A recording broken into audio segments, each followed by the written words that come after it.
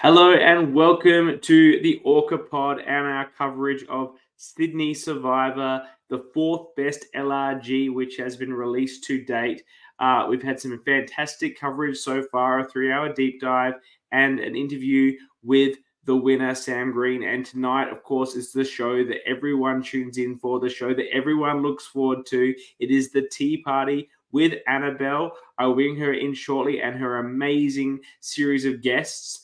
Before I do, slight housekeeping. As always, in a week or two, the awards will be given. We'll have production on to talk about the show. That will be in 2 weeks. But next week, I have a special interview with the winner of Australian Survivor 1 and player on this show, Christy Bennett. It's going to be amazing to catch up with her and find out why in the hell a real player like her would play something like this after the fact. But that is next week. Right now, we have a raft of exciting guests to share with you. Very excited to bring them in. But first of all, let me bring in the host of the Tea Party, as always, Annabel. Welcome. Hi, CK. I'm feeling skanky, which is appropriate because we're here to talk about Sydney. I would ask many questions. I wouldn't just ask, why did Christy play this? I would ask, why do any of us participate in this? And I would also say, I'm pretty sure you and I covered this season extensively, potentially less than a year ago. So why would we need another 4 hours, maybe 5 hours now with extended coverage of it again a year later? But I would never actually ask that because, of course, we needed this deep dive. We've got such fabulous guests. Well, I think the true answer to the question is we have to do it so we can get to doing our own season and talking about ourselves for 6 hours. Yeah, appropriate. That's why. We haven't got to our season yet. That's going to be a top 3 I will be season. Interviewing myself for an hour. Yes, it will be amazing. It'll be incredible. It'll be like that Paul Rudd, moment. Yes. I don't get the reference, but sure. Look it up. Look at us, how great we are, interviewing each other. Yeah. Okay. Stunning. So I will depart. You will take over. Really excited if you're catching up. This is the biggest tea party we've had yet. 4 guests. Will you be able to handle all these egos? Babe, we've learned, look at you. You're my friend. I am the queen ego massager. I cannot be smothered. And I'm stoked because I genuinely love everyone who we've got here tonight. And the first person who I would love to bring in is actually dialing in from the morning. Some would say the hottest player on Sydney Survivor. I would say there was a lot of stiff competition, but I think it could be true. Oh my God, Joseph, it's 5:30 a.m. Babe, love you. Good morning. We live. Oh, and you gave yourself a thumbs up accidentally. Living for excellent. It. Well, that's the perfect introduction that I needed. Stunning. Thank you so much for joining us. Also joining us, we have the queen of Facebook. She's out there. She's moderating all the Facebook mums, popping off, giving their opinions. It's the Queen Michelle. Hi. We love you, Facebook mums. Never stop. Well, yeah, I'm just hot off watching Amazing Race. So, yeah. We love it. Okay. This man... He's gorgeous. I won't make inappropriate comments because he's only 12 years old. It's Ethan. Hi, guys. I am, in fact, now 16, so... Oh, baby's growing up. Now, Thank you got so much. veneers since I last saw you? Because your teeth are looking extra fabulous. My teeth always look good, Annabelle. Just brush twice a day and you can be exactly like me. Sounds like fake news. Okay, I am literally obsessed with this girl. When I saw her, I was like, that is me if I was really, really hot. Leah! Wow, what a compliment. Thank you. Hi, Gorge. Okay. Hi, Gorge. We are here. And I just want to preface this by saying I don't really care about all of your amazing strategic moves.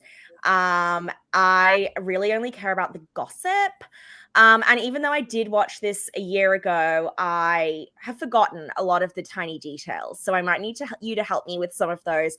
Fortunately, CK has supplied me with a list of questions. We love you, CK. You do so much heavy lifting for me while I give the least. All right, let's start off with the big thing about Sydney Survivor, and that was that we had a celebrity on the season, Michelle. You were very worried that everyone was going to identify you. You're like, yeah, I'm kind of an influencer. I'm not an influencer at all. The Facebook moms mob me on the street. They can't get enough. Once you rocked up and you saw Christy Bennett was there, did that slightly lower your concerns? No, because I knew she was playing. I was the only one who knew she was playing, only because I mentioned something to her and she mentioned something to me without realizing she shouldn't have. And I realized that we were both playing then. So when she turned up, I had to act surprised. Did you make an influencer alliance, cross-team alliance? I always thought I would team up with Christy anyway, if we were on the same tribe. Yeah. Ethan, you did actually team up with Christy.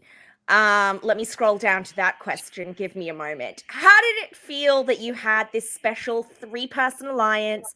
You're there with Celeb Christy, which you probably didn't even realize because I don't think you'd even seen the show. No. No clue. Okay, you're there. Yeah. Go. It was kind of hard. It just felt like, I guess everyone knew who she was, which was fun and exciting, but there was so much going on that it didn't matter. It didn't worry me. Although the 3-person alliance, very iconic. Very proud to be a part of the Bullabara 3 with Maddie P, big icon, and Christy Bennett, even bigger icon. So I just felt privileged to be part of such an amazing group of people while also willing to cut Christy's throat whenever I needed to. I mean, they're now both Survivor winners. Would you say you're kind of like the Luke Toki of Survivor, where you're always there, you're always iconic, but it's always your bestie who wins? Yeah, probably. I will never win one of these games. I just won't. It just will never. I could play 100 times and never win. I would have to win final immunity from 8 onwards. Honestly, I just probably have to. But I'm definitely that guy whose friends win instead of themselves, and I'm fine with that. Same girl, same, but I failed PE, so I'm even more fucked than you are. Okay, sure, iconic alliance, but when you watched it back, you found out that Christy didn't trust either of you, was planning on stabbing you in the back as soon as she could. Yeah. How did that feel? Good question. That was surprising. I was kind of shocked in my own little head of reality. I was like, oh yeah, we're friends. We're good. We're good. So Matt didn't regret buying the custom pops, even though they were really expensive. Look, Matt might have been like, rewind a bit, but no. I think obviously in the game, Christy was like, yeah, these boys need to go. Probably me over Matt, which is completely fair. And then after the game, just besties from there. But no, Matt doesn't regret that. Very shocking that Christy was like with the girls more than she was with the boys. Obviously, yeah, I just had no idea what I was doing. So to find that out while watching the episode, I was quite surprised. But, I mean, Christy's a winner of Australian Survivor, so she knows what the fuck she's doing. It just sucks, doesn't it, when women stick together and they're always pushing men down to the bottom. It's fucking awful, Annabel. It's awful. You don't understand what it's like to be me. It's awful. Oh, so oppressed. Speaking of oppressed babes, Leah. People were just not like, you have incredible vibes. We've met each other. I would literally die for you. I'm not going to have real children, but I don't need to because you are my child. What was with your super toxic tribe not recognizing that positive energy?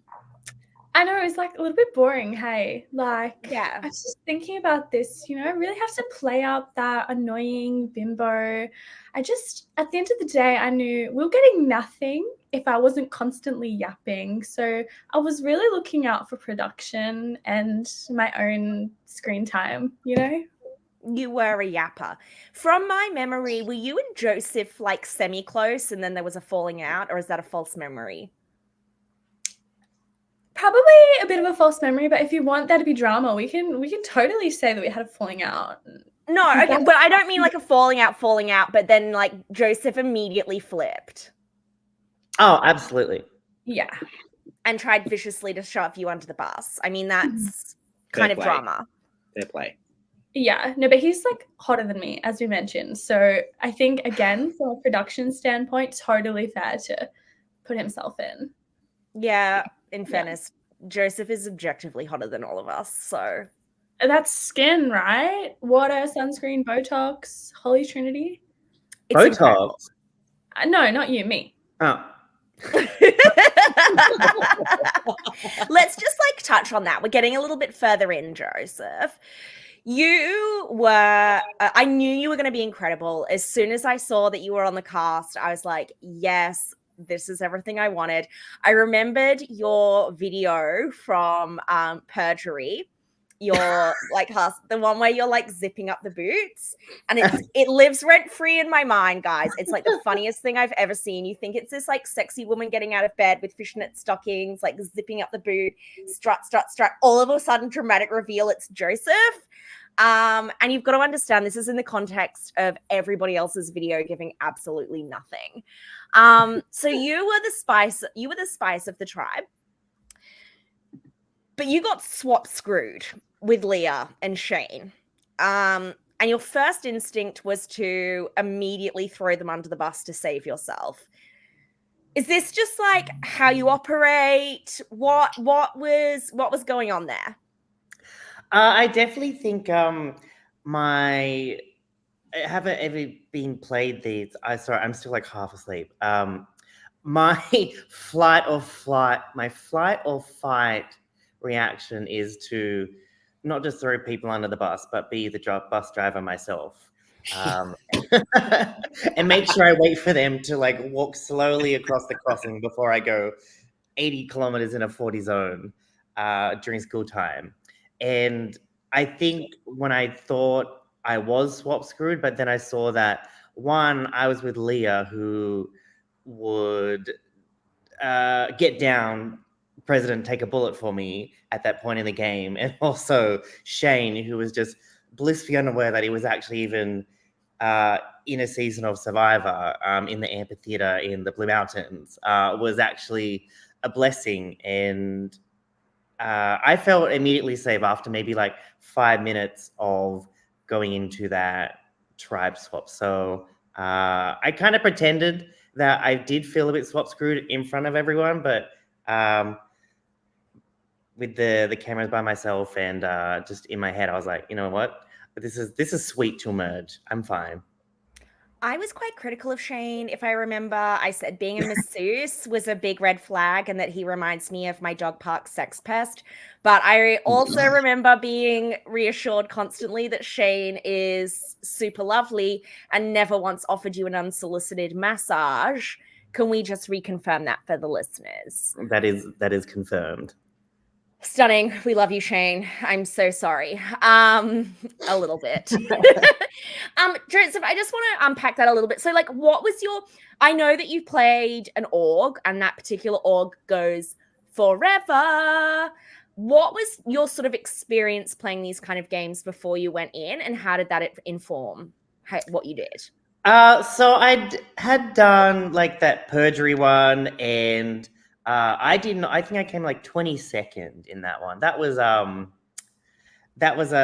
hard pill to swallow, but I really kind of grabbed life by the balls when I did that one. And even though I was only in 2 episodes, just to give you an idea, at the end of season episode awards, I actually won best story arc out of just 2 episodes compared to people that played a whole season. That's the kind of like iconic blow I gave. And it was a good lesson to have a bit of restraint. And so I came into this wanting to actually restrain my eagerness to want to play and kind of like play a huge game. But I think given the placement that I got, I still slightly struggled with my acceleration, deceleration aspects of my game. But it's definitely a marketed improvement than before. Yes. Speaking of people who can't take their foot off the accelerator, Ethan, you didn't really watch the show, let alone, I watched do the any show. I watched the show. nerdy games before. Yeah, I watched 30 seasons in about 6 months and then played Sydney Survivor, and I've watched about 3 seasons since then. Love that. Yeah. But since then, you've gone on to play another nerd game overseas and rode your hot girl privilege quite far. I did. I actually did. Yeah, I was very impressed with myself about that one. Yeah, can we talk about what lessons you learned from Sydney that helped you excel overseas, or was it purely just being hot and Australian? I didn't watch it. Spoiler alert. I don't think anything could have prepared me for surviving Real Foot. It's just a completely different beast. It's by far the hardest Survivor LRG there is in America. If you want to suffer and like just hate yourself, you should probably go play it. I think I definitely wanted to dial back the crazy a little bit. Sydney Survivor, it was just, chicken with, the head cut off, running around. Like I was just figuring shit out. I didn't know what to do, but I just knew I didn't want to go home. And and I was just like saying things left and right, like who cares, doesn't matter, and not really taking a second to think. So I think just learning from that mistake and just trying to like process and think about things a little bit more before I make a move. Did I do that in Real Foot? Not really. Kind of fucked myself a little bit, but like still ultimately made it pretty far, and just sort of suffered through that game. What I'm hearing is you learnt nothing, but you excel at self-loathing, and that was a real skill. I learned to dial it back a little bit, just a little bit, and I did I used my Aussie accent to my best of the ability, and I just played with the gays. There was just everyone in the cast was gay, literally everyone. So just trying to use my accent to my advantage, and just get in with the gays, make them love me, and just go from there. I was doing an exit interview with someone from Traders New Zealand recently, and he said to me, Annabel, don't take this the wrong way, but why is everybody who watches these shows gay? And I was like, babe, it's just how it is. Yeah. Competition reality is home of the queers, okay? Yeah. Start pandering to us more. Michelle, you give me like org queen vibes. Had you ever done like an org or a mini or anything before you did this, or just a big fan? Yeah, I've done orgs since 2011. Yeah. Okay. You're an old hat. She invented the term. And yeah, literally. Before the internet was invented. We just used to do it on MSN.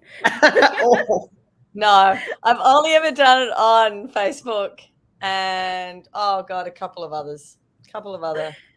Yeah, I don't know what they were.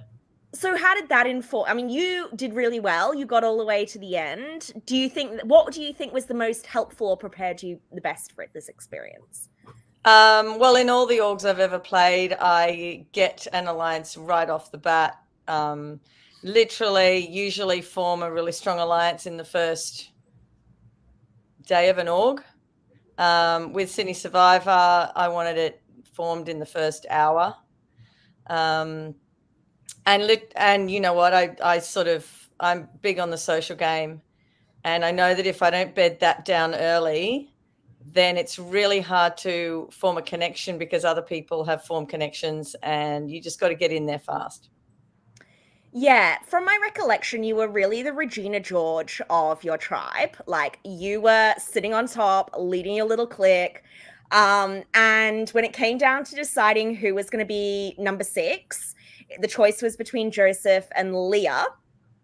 As Danny says in the chat, Joseph was very wanted by the Blue Tribe, and from memory, that was mainly driven by you. Again, I'm making this up based on my very foggy memories. I party hard. What was it about Joseph that appealed to you? I thought he was less of a loose cannon. I don't know. I felt like I could trust what he would say and do more than Leah, only because Leah was so outgoing and, loved to chat. And I thought she could go anyway. And I felt like Joseph, I could keep onto one path easier than I could Leah. What I'm hearing, Leah, is that everyone was really jealous you are a literal model. Yes. Who did you want to work with, Leah, in the game? Like, as everyone was absolutely obsessed with you, as they should have been, who would have been your, like, top picks? From the start, I was definitely in love with Joe and Maddie P. Just their skin, love. I liked Ethan until he voted me that first tribal council. So no, but yeah, no, I was keen. Probably all them, like those men, crazily enough, because also Luke. I really wanted to work with Luke. Oh, I remember Luke. He was the hot one, right? Yeah, he's cute. Oh, we love They're him. all pretty cute though, so it's really everyone. tough. I know I've said everyone's really hot. It's because they are. Actually, that's what's not. Ethan, after the fact, I was like, yeah, at the start I thought you were cute and I wanted to work with you, and then you wrote my name down, so cut that off. Worked with the other cuties like Joe. Honestly, my worst fear, I mean, other than accidentally bullying people, was that I would not be in the Hot People Alliance. I couldn't imagine anything more embarrassing. So that was a big priority for me as well. Annabel, I just thought, I also have to say that in orgs, I tend to align with guys more than girls. And I find I don't know, I find they're easier to trust. I find that girls backstab me more than guys do. So I think it was quite unusual that I teamed up with Danny so early, and I felt a connection with Danny because usually I'm with guys. It's interesting you say that. I think women are less inclined to buy your bullshit and recognize when you're threatening more. Obviously, I gravitate towards the women, but I have never, ever been blindsided or backstabbed in any game I've ever played with a man.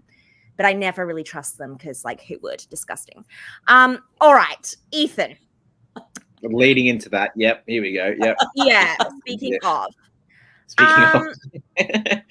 What was the plan when you threatened Joseph with idling out Shane, who was tied to Joseph, apparently? What did you expect Joseph to do with that information? No plan. No plan. The thing is, I thought I had a fucking idol. This is where we start the problem. Yeah. Yes. I assume I have an idol which I haven't looked at because I'm an idiot. And I think I'm going home, and there's no time between rounds. So figuring how to get yourself off the chopping block, you just have to do something. And what I did was the opposite of saving myself. It was making an enemy in Joseph. But my idea was I want Joseph on my side. I'm letting you know, Joseph. No, this was genuinely what I was trying to do. Is I wanted to work with Joseph. So the plan was, hey, I have an idol. I don't want you to go home. I'm letting you know I'm playing it because I don't want to go home. But by me playing it, that affects you. So if you can save yourself, please do it. However, it came off as, Joseph, I'm playing my idol, you're fucked. That's how it sort of came off, and it just ruined any chance I had with working with Joseph. But the plan was to try and still work with Joseph while also trying to save myself. And it just came across as just like, Joseph, I don't want to work with you. I want you gone. I'm playing my idol for myself. And it was just I just fucked it up. Yeah, I mean, I've heard it referred to as a hate crime. I don't know if I would go that far, but I wouldn't go that far. It's definitely not a hate crime. Joseph, how did you receive that? Like, what did you feel Ethan was expecting you to do? So at that point, Shane had told me that he had the legacy advantage. So in the back of my mind, I knew that I wasn't actually in trouble, but I kind of wanted Ethan to see me squirm a little bit, so there was some believability there, I guess. And I think we're also forgetting that in this conversation, Christy was right next to us as well, which I think played a factor. And I was trying to get her to come up with something. I didn't kind of want to come up with the plan. I was kind of like, well, fuck, what do you want me to do? And trying to get either Ethan or Christy to actually come up with a plan other than Ethan saying, I'm going to play this idol that's in my pocket and you're going to go. But like you said, the rounds were quite quick and I don't think the conversation really got to anything other than that. And then when that kind of grenade blew off, we basically scrambled. Yeah. Stunning. Did you believe Ethan had an idol? I did, because he showed me the outline in his pants, and he was not happy to see me. Joseph, don't word it like that. That's exactly Word what it like looked that. like. Well, it looked like that, but like it was round. And it was very convincing. Like, I was like, you can't have just picked up, I don't know, a Pringles can lid and just shoved it in your pants. Like, that's Short but definitely- girthy, very girthy. Annabel. Okay, He's all right. only 16. Yeah, I'm I know. 16. That's a hate Sorry. crime. Oh, arrest me. We're jumping all over the place, but Leah, I wanted to go back to you. Controversially, you were like very frightened of butterflies. I get that. Like, I have a lot of irrational fears as well. Did you want to unpack that a little bit for us? I don't know where it came from. It exists. Yeah, there's not really much tea to it. They're kind of devilish. I thought it was a shit question as well, but CK put it down, so I thought maybe it was relevant. I mean, they're kind of like women, right? Like the pretty ones are like the deadly ones. And I just feel like that's very on brand. So Mood. You did pull an amazing move, though, on Amanda. Talk to us how you pulled that one off, because I don't remember. Yeah, that was just obviously with my natural wit and charm, like just send it down the line. No, but as someone who really respects the game and some of those moves, it was just more like, you know what, we've got one day. I really didn't want Ethan or Shane to go home. They were the only two people with advantages. How freaking boring, again, from a production standpoint, to send someone with an advantage home first. Like, we're here for a day. Let's see some shit happen. So once I sort of thought, I've had my name come up, let's send this lady home because she's like telling everyone what the hell to do. And I don't want to be involved in that. So yeah, I just managed to do that on the walk-in. Like, why don't we do this? And I remember this now. You just like sort of whispered, and then all of a sudden everyone was like, oh yeah, I guess we're just voting out Amanda now. Wild. Yeah, it really started with just myself and Shane, and then sort of grabbed Matt and Joseph, and then sort of they passed it on to Jazz and Merlene. Okay, speaking of Shane, this is for you, Joseph and Leah, and honestly, this question's so convoluted. We might need to go through this a couple of times. So CK and I assume Jules and Danny, is Danny doing the podcast as well?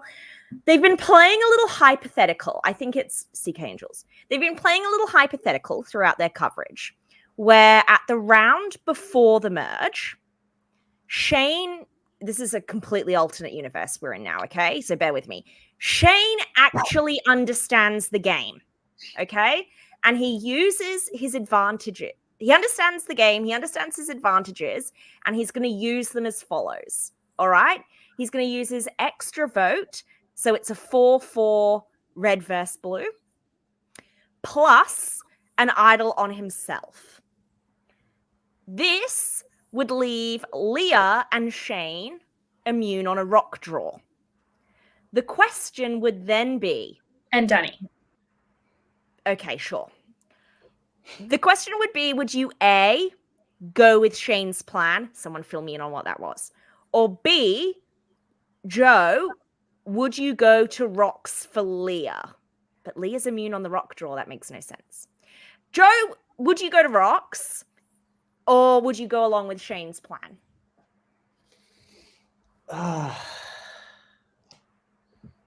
Do we know what Shane's plan is? It's to play his extra vote Oh, and then right. kill himself. So he plays his extra vote. It's 4 on Leah, 4 on Danny.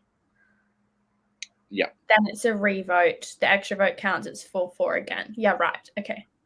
I feel like if we're in the hypothetical where Shane is in this universe where he does understand the game, I think at this point there's a really good chance that he could have actually voted me because he sees Sam, Michelle, and Denny all wanting to work with me. And then he's like, hang on a sec, at merge, that's a terrible position for me. So I think he could have actually, instead of targeted any one of them, could have easily flipped it on to me and got me out, maybe. On the rocks question, the purist in me would have loved to have gone to a rocks, but I think this being the first LRD that I participated in and wanting to at least make merge, I maybe think in the moment I probably would not have had. But if I play another one, I kind of low-key would like to go to rocks because that's kind of fun. Okay, hot. Have you gone on to play an international season as well, Joseph? I have. Oh, what did you do? Talk to us about that. So it's currently airing at the moment on YouTube. It's called Marooned. I don't know whether I can. No, I can't say that. But there's been some politics about the ownership of the LRG, but that's for them. Oh my God, there's a running theme. Time, not me. And that was in the forests of East Vancouver, and I did that last year in August, and that was a 6-day game, and that was a lot of fun. I lost, I want to say, like 4 kilos because when I thought they said they were going to give us rations, we did not really get any food whatsoever. There were coyotes at night. It was technically bear season, so it was like full out in the nature. But thankfully, for being a first season, there wasn't as many. I won't say fans, but I'm not a big guy, but like I was probably one of the most physical ones there. Oh, we love playing these games in America. Well, recently time, I was an alternate for Real Foot with Ethan and Maddie P's season, so there could have been 3, but I had to unfortunately decline just because of logistics and travel with the alternate position, unfortunately. But that could have been fun. That would have been iconic. Fucking mental. That would have been a gag. I would have showed up and like, why the fuck are you guys here? Yeah, I would have lost my shit. I wonder how that would have influenced the Maddie P. Ethan thing, Joe. Would you have worked with them? I would have worked with Maddie P. What the fuck? What the fuck? Nah, come on. I should say though, for anyone that's watching that's an Australian, they're thinking of flying all the way over to the US or another country to do an LRG. At least obviously do one of the ones that's longer. But I highly recommend it because you can ride the international card for a bit. People are not going to be like, we're not going to vote out this person first. They just flew 24 hours to get here. I just came down the road. I mean, maybe I think Luke and Backyard Survivor. Yeah, they did Survival Challenge last year. Survival Challenge. I was also meant to, but I had to pull out. It was just really annoying. Yes, I heard about that as well. Got out fairly early. I think like you can definitely write it out for like the first 1 or 2 votes, but after that, it's like you're gonna go. Like if you're not in the group, you gotta go. But I agree with Joseph. I strongly recommend if people have a big urge to like do something like at least 5+ days, maybe 6, 7, or 8. Definitely play an American LRG. I don't know how your experience was, Joseph, with the one that's airing at the moment, but I played with a bunch of assassins. These people, like, they'd all played LRGs before. They all knew what the fuck they were doing. They all knew people who were playing. It's like top tier. It's like the experience. Except the experience doesn't usually include a group of 18 people who are already friends. There only a few people that knew each other. Like max, like someone would know 2 other people, right? So you still had a little disadvantage. I mean, I knew Maddie P, but I mean, you went in with your ride or die. Yeah, I guess. Yeah, I did. Yeah. So, like, you know, and other people did as well. But regardless, like it does affect the game, obviously, but like it doesn't really matter. I just think you should do it for the experience. And I mean, I had the best time. I've made so many friends. I would say if you can do it, tell people so we can set a GoFundMe up.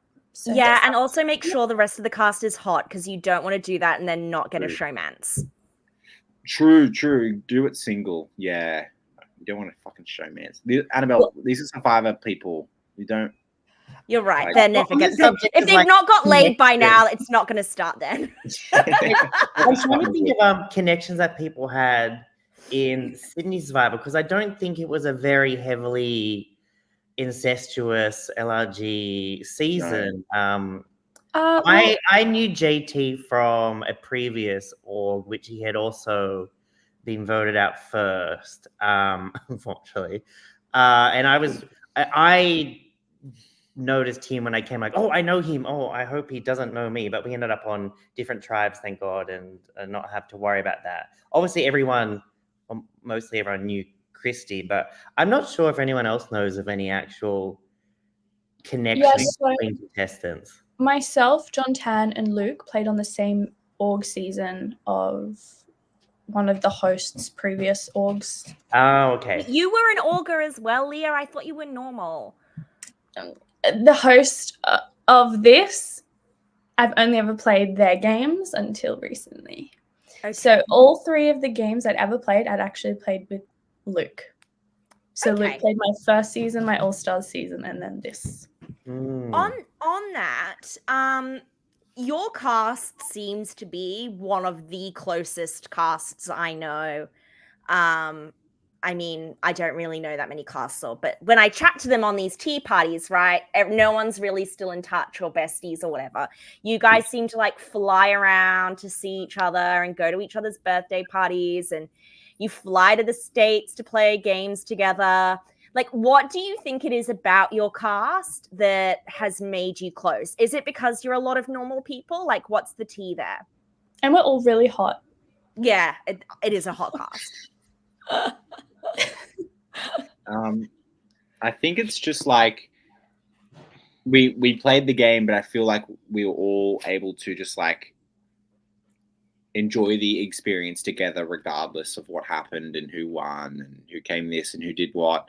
And just get to know each other outside the game as people, because like I know this sounds dumb, but I didn't even know, like, for example, Matt was gay until after the game, right? That's so it's so like sweet, Han.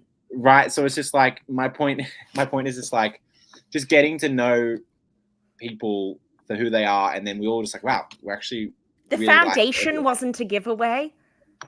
Yeah. I don't know. I think, we all just like each other as people, and we all just became friends, and we were all like very down to just like hang out and do stuff. Obviously, it's been 2+ years. I haven't seen Michelle in ages. I haven't, obviously, Joseph lives on the other side of the world. I see Leah like once every 4 months. I don't know. Like, you were at my house a month ago. Yeah, I was at Leah, but for the first time in forever. You were away for like 8 weeks. Lies and fabrications. But we all get behind each other. I think there wasn't any, in some orgs you can have really big weirdos. And we didn't have any of that. Like I saw Christy, Danny, Sam like a month ago, and some of the production people. I don't know. We just regularly like to just get together, and we're generally like Leah's sort of like me when I was her age. I don't know. Ethan could be like my child. He's got his head screwed on the right way. He's a down to earth guy. Joseph, I love Joseph. He like performed at Mardi Gras at this most amazing dance routine. I just love the people and who they are. And I think we all sort of respect each other, even though, you try to vote each other out. I would like to say for the tea, everyone is still completely in contact except for one stray egg. So I think that is fantastic. Yeah. Like, it's huge. I love that. That's really cute. And Michelle just gave us a bit of a final tribal council speech. So on that, you said in your actual final tribal speech that you your preferred final three was yourself, Ethan, and Lizzie. Oh, I would have loved that. You had all the power you needed to save Ethan with your idol at Final Five and didn't. So were you just pandering for his vote? Like, explain, please. No, I never pander for votes. No, that's not me. I just thought I would have more of a chance against Lizzie, who didn't really have a game. And Ethan was just such a wild card and crazy. And he was all over the shop that I thought I'd have more of a chance against those two. So, like, Lizzie, who was third boot, did you ever have a secret alliance with her, or you just thought she was beatable and that's where that was? Okay, cute. All right. She was beatable, yeah. She was beatable. Speaking of beatable, you were unbeaten, Ethan. You were the first ever winner and the namesake of the prestigious Bromilow medal. Okay? How has that changed your life, would you say, for the better? Wow. And how would you feel if you don't win it for a second time this time round? I mean, love how it's got his name. I love that it's his name. Yeah. Thank you, Michelle. Leah doesn't, because it gives me a big head.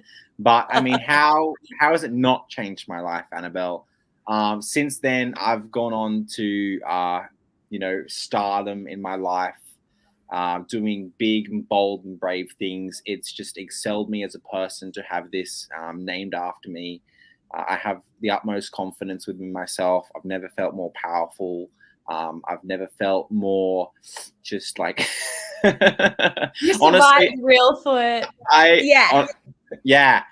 It's like, it's just incredible to have this named after me. I forget what it actually means, but it's just, yeah.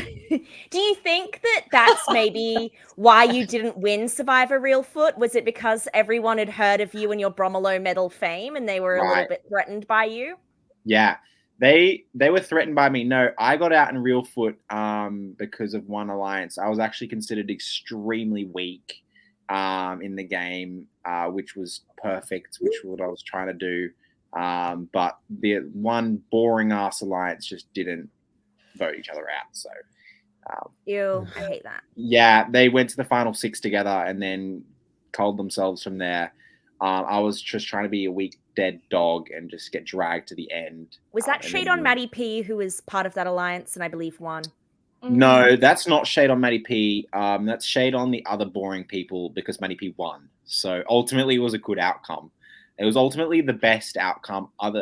I would rather see Maddie P win than me win. Like I don't really care to win. I really don't. Like, I went to play Surviving Reelfoot to like struggle to be out in the bush for as long as I could, to like hopefully find an idol and play it for someone, which didn't happen, or like just push myself and just see what limits I could reach as a person. Winning was just like whatever. So the fact that Matt won was like awesome, and I absolutely advocated for him. Unrelatable content. Though also, ladies, it is cheaper than myself. Ozempic, even with the international flights. Maddie likes to suggest that he convinced you to play the safety without power on him. Was that his move or yours? That was definitely my move. No. Matt can go, yeah, it's definitely my move. I was always playing it. I had just asked him whether he wanted me to give it to him so he could play it for himself, or if he wanted me to play it for him. I was just like, I don't know what the fuck I should do. I asked him, and he's like, no, you should play it for me. And I was like, all right. But I was always like going to play it either for him or just give it to him.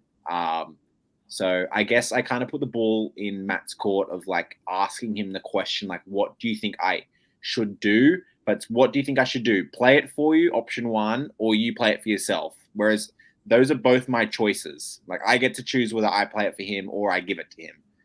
So it was 100% my move. I just wanted to see what his opinion was. Mm-hmm.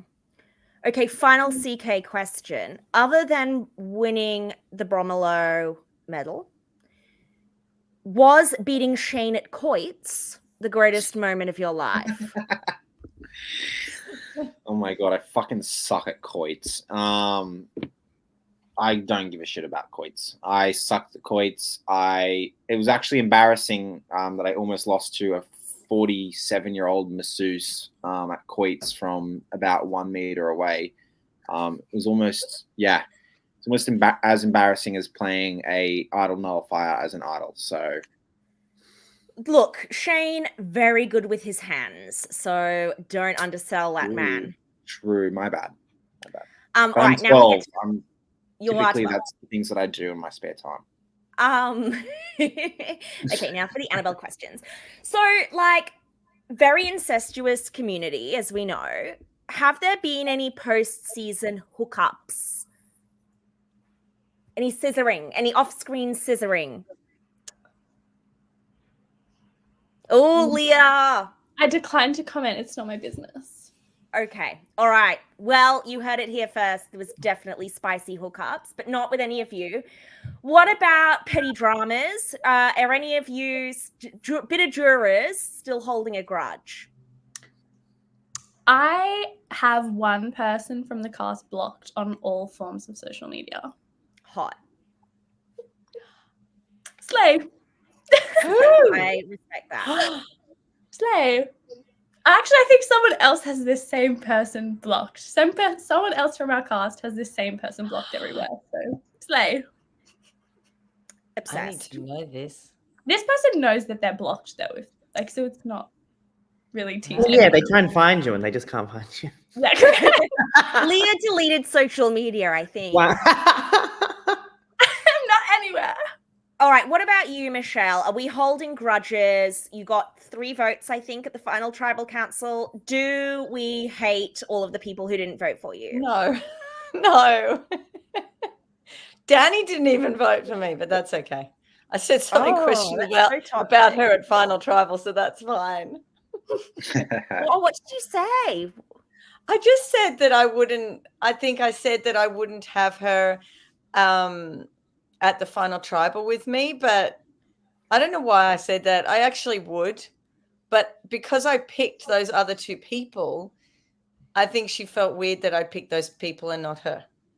But I was just picking my 2 that I think I could win against. You were like, I think Ethan and Lizzie suck the most. That was compliment. You didn't want to be there with her. Yeah. Oh, according to Danny, that's not why. Okay. All right. Sure, Danny. You've been off in the Danny on? That's not what I watch. What did I say wrong? No, I don't hate anybody. I hope no one hates me. No one hates you, Michelle. If anyone hates you, it's a them problem.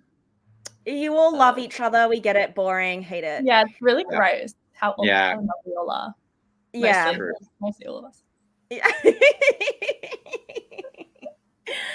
It's all right. I don't know. Maybe I'll sleep with somebody on the cast, cause some drama, and Leah, and then you'll all be super jealous. Yeah, and we can have a falling out that way. Then you'll be invited to all the events we do anyway, so you'd be part of the cast anyway. I respectfully decline, but.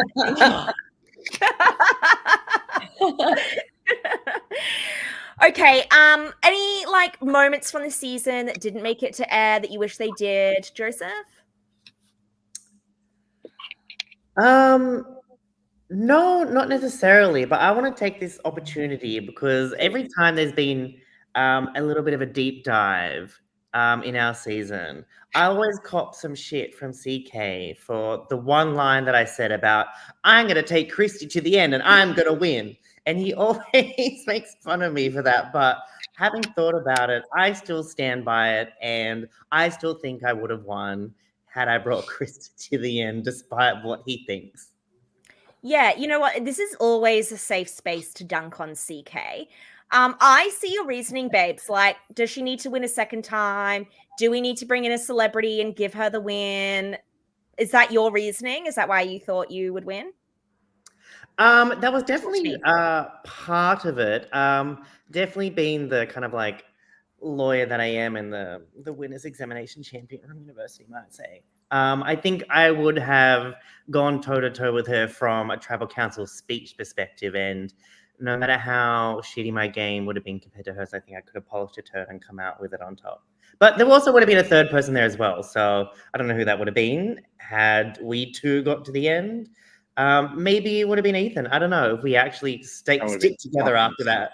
No. God, so juicy. Get Joseph on the actual show, people. The main character syndrome is main charactering, and I yeah. Someone tell David Foster that. Thank you very much. Yeah. All right, LinkedIn messaging him now. Does anyone have any other hot takes they would like to share? Hot take? Yeah. Not really. I would have voted for Sam. You should have. To win. Sorry. Who did you vote for? I voted for Jazz. I think on the day I was too focused on like what had happened and not looked at it from an overall lens. Wow, you can't take that shit back. I would have voted for Sam, but I think on the day, because I was connected more so with Jazz, that's why I voted. I voted more emotionally rather than. That's fine. I like that. It's fine to vote emotionally. All right, final question because I want to go to bed. The important one. So let's just recap the Bromilow medal criteria. Number one, okay, loud and proud. You have to have pissed somebody off within the first 2 episodes. Rub them the wrong way. Like you piss off. Loud and proud is it's criteria number one. Number 2, strong arming strategy. Okay, so this means that you know the right way and you aren't afraid to bully others into doing it, say maybe threatening them with an idol. And number 3, propensity for narcissism. You need to be talking about how amazing you are in confessionals, like bit of a god complex. I don't remember doing this. So those are the 3 main criteria for the ORCA award, the Bromilow medal. Nice. And I would like each of you to nominate who you think should win the Bromilow medal. And it can't be Ethan. Ooh. I think I can remember who the main contenders were from last time, so no spoilers. All right, Leah, starting with you. You know what? I'm going to go like out on a limb here and say Amanda now. Ooh. Because Amanda went home second, but she was strong-arming people, trying to be like, you're going to vote Shane and you're going to vote Ethan and then you're going to talk about Leah. She pissed people off because she fucking sure as shit pissed me off doing that. And propensity for narcissism, when she gets voted out, she's like, oh, they're idiots. So, yeah, I think Amanda, total ORCA, total Bromilow contender. I love that. That's such a good take, Leah. You've really delivered tonight. All right, Michelle, what about you? Sorry, no one stands up to Ethan. I can't find anyone. Yeah. I'm going through the whole cast. There's a reason why it's named after him. Yes. No one with strong arming, narcissistic, or loud. Well, I don't think he was narcissistic at all. Thank you, Michelle. However, this is not an insult, okay? He was everything else and crazy. But the Ethan crazy definitely in there spoke about how marvelous he was in the confessionals, and that's what we love. All right, Joseph, who's your nominee? My nominee is Leah, especially if there was a pre-merge Bromilow medal, because she definitely strong-armed the Amanda vote. She definitely has propensity to narcissism because all she could talk about was a fear of butterflies, and that time she got vomited on at an airplane. And then she definitely, I think, pissed some people off that first vote as well. She definitely pissed off some of the blue to get voted off. So I think Leah is a main contender for pre-merge or Leah- post-merge. I think Leah actually got runner-up when Yeah, we did I this would the agree. first time Yeah. around.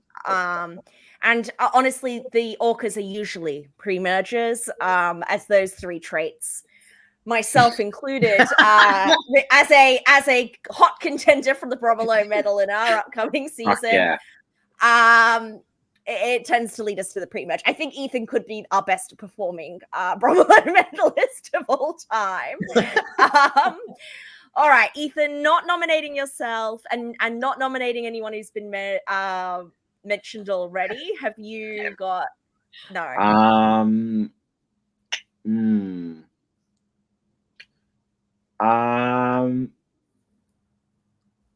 I mean, I want to say Danny, but I don't really have any reason why. I just feel like, No, I took Danny off. yeah. So She was quite strategic, but not necessarily a bully about it. Yeah. I know you're an obvious pick, Ethan. I think it's. So I can't say Leah or Amanda. You can throw your backing behind Amanda or Leah if you like. Yeah, I mean, I'd throw my backing behind myself. That's fine. But otherwise, probably Amanda. Merlene and Danny in the chat are suggesting TK. No, fucking TK. No, TK. really. No. TK was trying. Like, I don't think he was bullying, like strong-arming. He was begging. Yeah. Yeah. I got a side message to say that a classic Ethan quote was, "We were a season full of beta males and alpha women," and I feel like I've never said this. Who said this? Someone's. Where was this? Who said this? I've never ever said this term in my life. Well, I still like it anyway because Alpha women, though. Yeah. And we love our groveling buddies.